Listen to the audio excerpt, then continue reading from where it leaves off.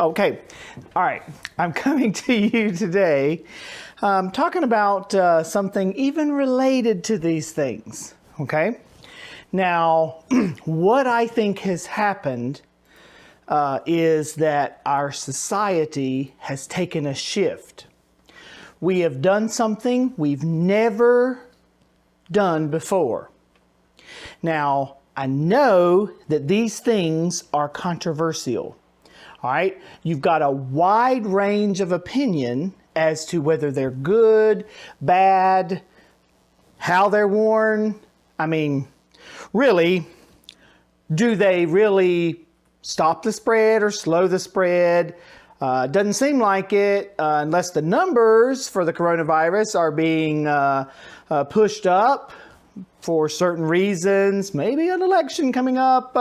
There's all kinds of things. You've heard reports, I'm sure, of false tests, of people who didn't even get tests that said they were positive. We're dealing with a real issue that has impacted nearly 200,000 people now that have died that have had COVID. However, even the CDC said that only a percentage of those people, when they published this, it kind of went under the news radar because it's not convenient for the political landscape as far as pushing the masks. But they said only 6% of those people that died having shown that their body contained the coronavirus, only 6% of the almost 200,000 now have died solely from the coronavirus. So what we're dealing with is something that is dangerous. What we're dealing with is something that is contagious. What we're dealing with here is something that is a little worse than the flu, but really not as bad as things in the past. And yet what we've done is shut down our economies. We've masked people up. I mean, to the degree that children have to wear this in schools. Even if they do wear them in schools, they would hardly be effective at slowing any virus that might happen to be around down, because children are going to be touching their face constantly. They're not going to wear them properly. You have other problems that can come from it. And by the way, it's not even affecting children like it has people with compromised immunity and older people. That's primarily where the deaths come from. So thankfully, we haven't had that to be a big problem, not with this virus. But we've done something this time that we've never done before. And I've been thinking about this for weeks. And I finally completed an article that I posted on my website today. I posted on my website Sunday, and today I'm going to be talking to you and reading over what I just posted.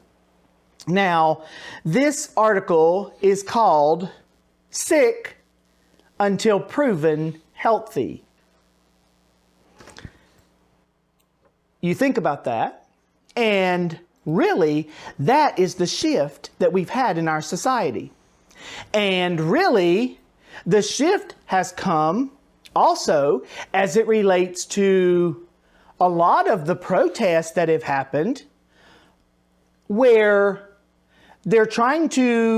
people are often protesting over some legitimate issue, but often they are just protesting over something that someone had nothing to do with. Destroying businesses, doing all that they're doing, and rioting and looting and things, and it's craziness.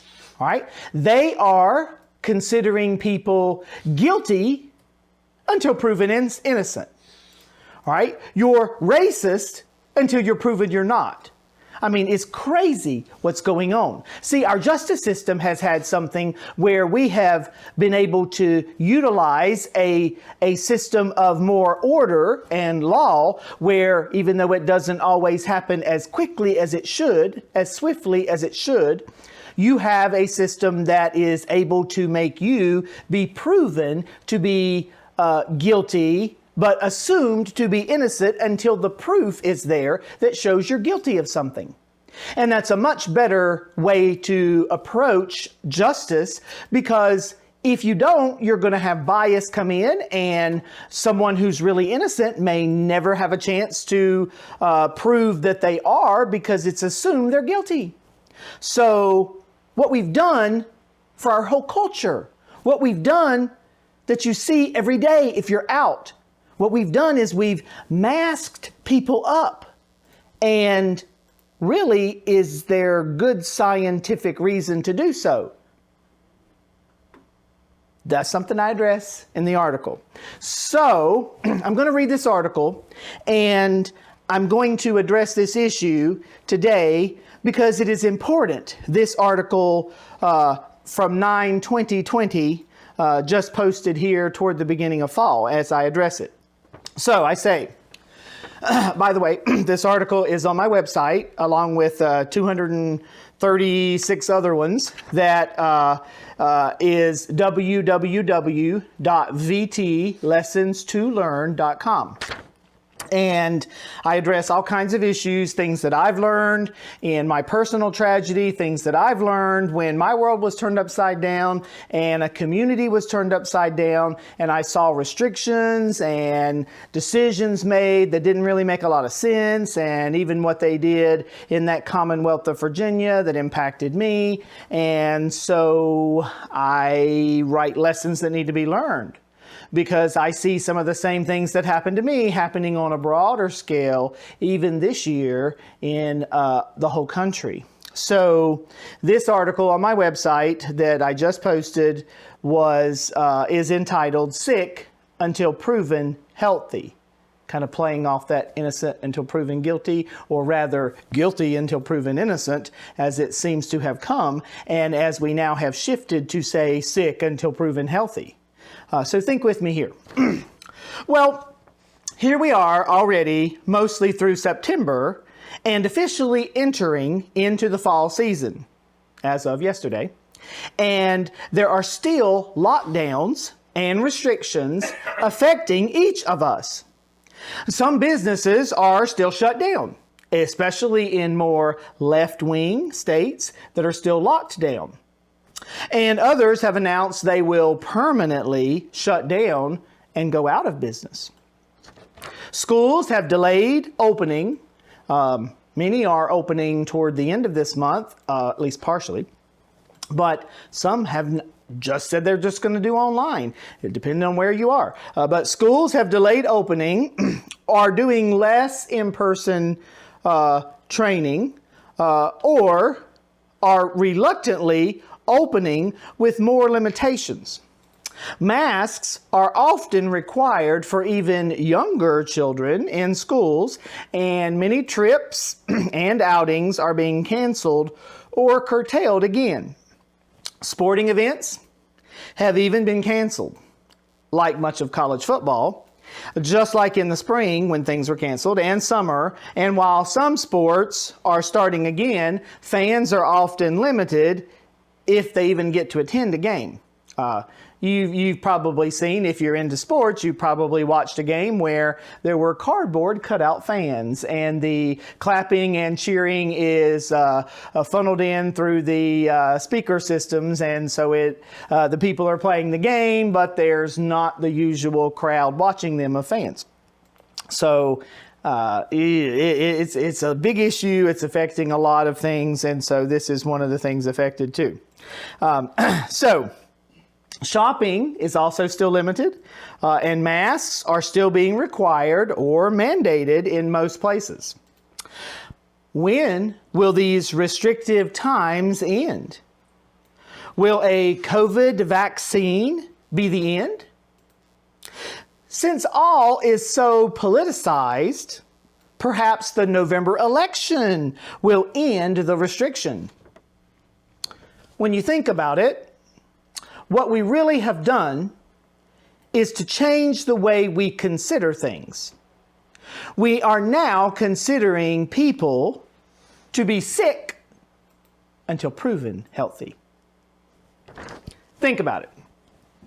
Have we ever made people that are healthy wear masks or limit themselves in order to protect those that are sick? In the past, it has always been those who do have compromised immunity who are responsible to stay in or only come out with a mask or keep a certain distance from others. What a shift this has been.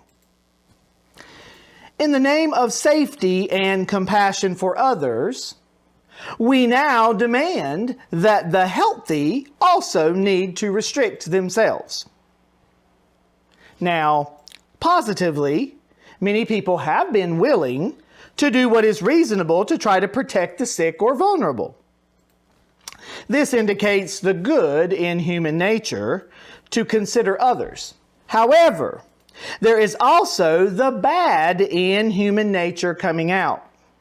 Many are also looking down on those not complying with this mask, or still worse, complaining and even cursing or strongly rebelling against any mandates, often living even more risky than normal. Should healthy people be kept from or limited in working, as is true in many places, such as California? Should we all, whether sick or healthy, be required to wear masks? Some are saying we should at all times, even in your home, all times. To mask or not to mask is certainly a good question. Now, there's also a well-known expression coming from our justice system that should help us here. Aren't we supposed to be considered innocent until proven guilty? If this is true, and it should be, then why does it then not follow that we should, as has historically always been the case, be considered healthy until proven sick? Demonstrated evidence is the basis for proving whether someone is guilty of a particular thing. And demonstrated evidence should be the basis for proving whether someone is sick with COVID-19 or anything else. Most demonstrable cases of spreading of the coronavirus have occurred when symptomatic people were coughing or sneezing close to others, and thus more of the virus was shed from them to others and in the air around them. Yes, it is also possible to shed the virus when you are pre-symptomatic, before you exhibit symptoms, and you can even have COVID-19 without showing any symptoms, asymptomatic. At least according to some testing, though there is not even 100% accuracy on testing, about 85-86%, I think. And there are a lot of false testing reports, like all those places in Florida and places that are upping numbers, or people getting letters when they weren't actually tested or haven't even gone for testing saying they're positive. There's lots of these cases. I know personally of several people who know of letters sent or have had letters sent to them when they didn't get tested. And so a lot of numbers being pushed up to say we're having all this still problems, so we still need to be restricted and still have all these issues to keep us restricted and wearing masks and not doing things as we normally would. So I go on. This means that you are a potential carrier to give it to others, even if you aren't sick.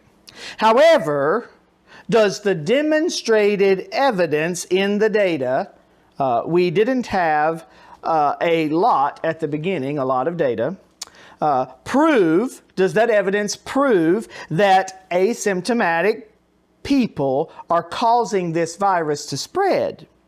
Or is it still conjecture or fear? Contradictory information and the typical vague and non-absolute answers such as likely, maybe, potential, risk, etc., make the question difficult to be factually or demonstratively answered. We have come to the place in this case that because there is a potential spreading by asymptomatic people, then all people must be considered sick until proven healthy. This means, as some have even said, that we will never be able to shake hands again, or choirs can never sing again. These are actual statements by governors. These are people that are trying to say our lives will never be the same. We can never do some of these things. Or you will always need to practice social distancing. You can never be close to anyone again. And you must wear masks at all times, even in houses and outside, to prevent the spread of coronavirus. This is craziness. And most people, and more people, are beginning to see how crazy it is, because we don't have the hospitals being filled up, which was the original reason that they wanted to lock down people for 15 days. We don't have deaths skyrocketing everywhere, people around you dropping left and right. It's not what it is being presented. Even today, it is not what it is being presented as, to require all the restrictions that are out there. So I say this is craziness, and this is unsustainable. Hence, this is one reason why many have begun opening back up. Many states have been opening back up and seeing very little difference between those states not opening up as far as increasing numbers. The numbers are skewed sometimes and things are being said one way or the other, but to sustain some kind of restriction like we have in the past, it's unsustainable. You will never be safe enough. You will never be absolutely healthy. There will always be scientists and doctors, especially in infectious disease fields of study, that fear contamination of viruses and pathogens. I got to stop for a minute there. Okay. Friend, have you ever been afraid because of what you've heard in the past from the CDC? When I remember reading articles in the past of superbugs, like our antibiotics aren't going to work anymore because we have all these superbugs now. It was presented as if these pathogens, these viruses and bacteria are evolving and getting worse and worse. And the people in these organizations give you plenty of information to be afraid because we're not going to be able to handle it with the medicines. And what are we going to do? You could do nothing and still be sick, but you wouldn't do anything if it was all safety all the time. I mean, you wouldn't drive a car with the risk that there. You wouldn't fly a plane. You wouldn't play sports. You could get hurt. You wouldn't let your children go outside and do anything. We're letting people who are fearful more because they realize the infectiousness of disease make decisions for every aspect of what happens in the country. No wonder we have the lockdowns and restrictions, and then it gets picked up politically to be used as a tool to further political ideals of restriction and bad economy so that they can promise good economy and all kinds of promises they give to people. All right. So, but I got to say one more thing about this. I live near the Creation Museum in Northern Kentucky now. And they talk about something in that museum that you should go see. There is something in that museum that talks about what happens when viruses actually respond to medicines, or really bacteria is what's in reference there, because you don't have antibiotics work for viruses.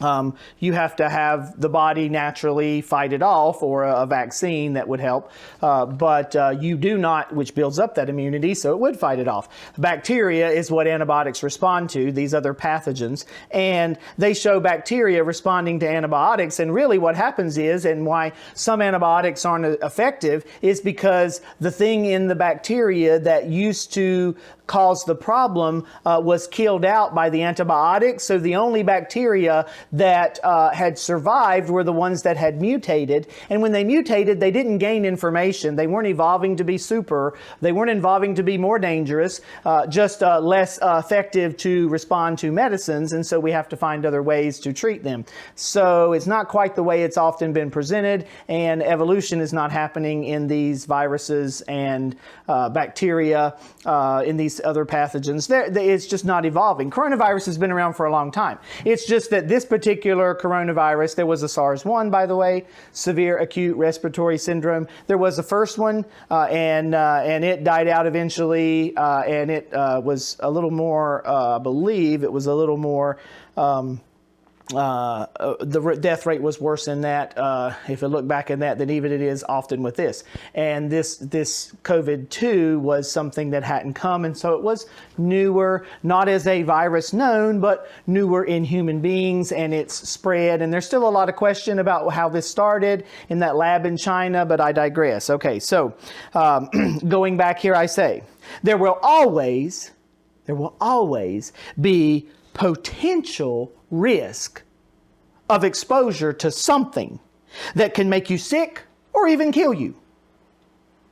I mean, haven't you read these studies? Everything causes cancer. I mean, there was a study, cornflakes causes cancer. Fruit that you eat causes cancer. I mean, it's gotten crazy where people just push all these things, and maybe the study is legit, or maybe it's just a small study. It doesn't fit the rest of the data. I mean, good grief, please research. Don't just take one study. Make sure it's legitimate. Make sure it's a big group of people. Make sure it's a blind study where you have placebo in it to show the validity of what's being said.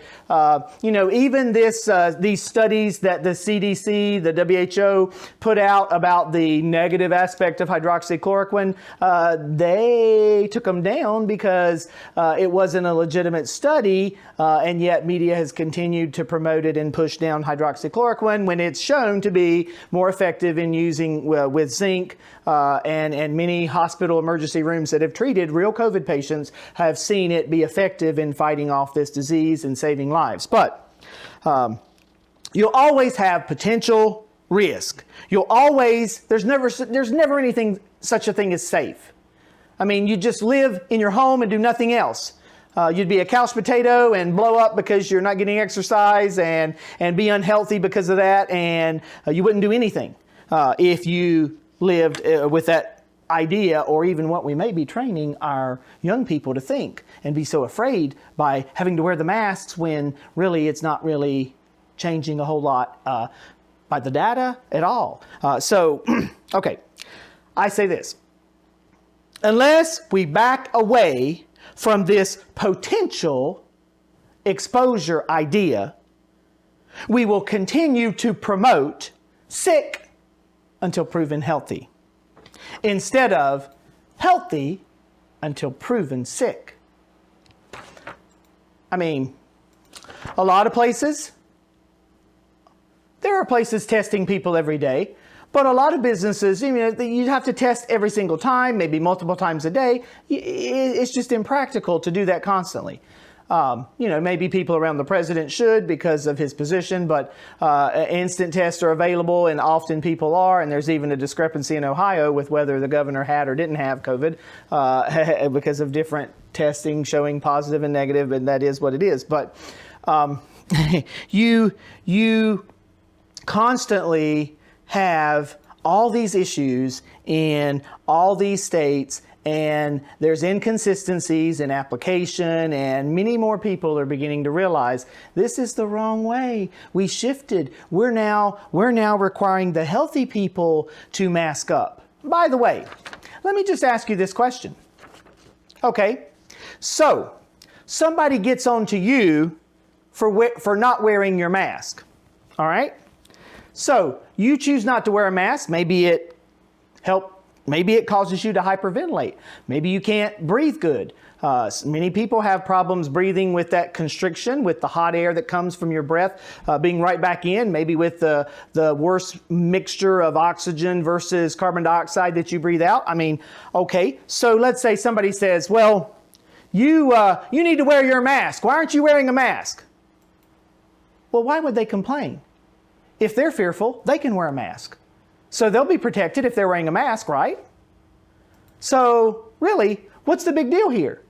For people that don't wear masks, they shouldn't be looked down on. The people that don't wear masks should not be looked down on, because if those people are looked down on, then what are we having happen? The people that are looked down on are the ones that are really maybe or maybe not affecting someone, but hey, look what it is. All right, so what we have is a real logical issue as you think about it, because if somebody really fears this virus and they want to be masked up, fine. Mask up if you want to be masked up. But don't criticize the people that aren't masking up, because if you, friend, are afraid and you think you can take care of your mask so you don't have a problem touching it, so you won't spread it elsewhere, so you'll dispose of it properly, wash it properly, wash your hands properly, wash every place that you touched, and okay. So anyway, I know this issue is controversial. And I didn't write it just about masks, but I'm concerned with where our society is and what we're even teaching our children. I'm concerned because of switching this the way we've done it in the justice system, the way many have, that you're guilty until you're proven innocent.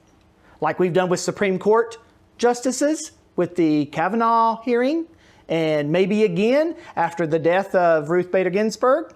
They might assume that they're guilty if some story comes out until they're proven innocent. That's wrong. That's not the way we're supposed to do it. We do take into consideration people who say there was something going on. We test their story. We corroborate it as we should to see the validity, because people can be false witnesses just as easy as they can be true witnesses. And often that's probably more accurate. So friend, just be careful that you recognize that we're having a shift here. It is this shift medically that you're sick until proven healthy, and it's a mistake. Because it's doing a lot of more damage in other ways than what it has. So I say this in conclusion. Now there is a virus that we all have. There is a sickness that impacts each of us, even to the point of disease. It is a spiritual death that causes us to eventually die and even makes us susceptible to all kinds of sicknesses. This 100% infected virus is sin, and there is only one eternal cure. Receiving this cure through faith in the person and work of Jesus Christ is the only way to recover from being sick and to become healthy. If you truly have faith and trust in God, you will not let COVID-19 or any potential sickness keep you restricted and isolated without greater evidence of imminent infection. As noted before in previous blog articles, and the article I particularly wrote not too long ago, this past summer, this is indeed the perfect test. Go back and read that article on my website. That you cannot fake whether you are afraid or not, because it'll change the way you act and behave and the way you push it on other people. You can't fake this perfect test for you as an individual and even for our society. individually in this spiritual disease that we all have, you certainly will be sick until proven healthy. Because, friend, we all are sick, which is what leads to us dying. Because when Adam sinned, God had said, dying, as the Hebrew says there, dying, you will die. In the day you eat of it, you shall surely die, or the phrase is really, dying, you will die. You will begin to die and eventually die physically because of what happened with the fallen human nature. So we all have that problem. Nobody escapes death. The only one who did is the one who got victory over it. It is Jesus Christ. And friend, you need to know Him. So I trust that this blog article and this video will challenge you. I trust that you will think through this more and the issue that I said and the shift that has taken place in our society and maybe your own thinking. And don't succumb to that, because we don't need to consider people guilty until proven innocent. We don't need to consider people sick until proven healthy. At least not unless you're talking about the spiritual sickness, because demonstrably it is proven that people are sick. People do not care about others. They will destroy property. They will be anarchists. They will burn things. They will throw bricks at people that had nothing to do with them. They have done this in cities all over this country, and that shows the degradation and sinfulness of the human nature and the heart. But there's a cure for that. And the cure for that, as many people have found, is in forgiveness and salvation and cleansing that comes in trusting in what Jesus Christ did to save you from that, both in this life, from the consequences of it, from the power of it, and in the future, in the afterlife, for eternity, save you. So there's lots more I could say about this, and there's more I'm going to say about another relevant issue coming up in society. But for now, I'll leave you with that, and I want you to like this video, share it with other people, subscribe to my channel, and when you do, hit that notification bell so you'll be ready for the next video. Thank you for watching and thinking and being challenged today in this, and don't succumb to this idea of thinking that people are physically sick until they're proven healthy.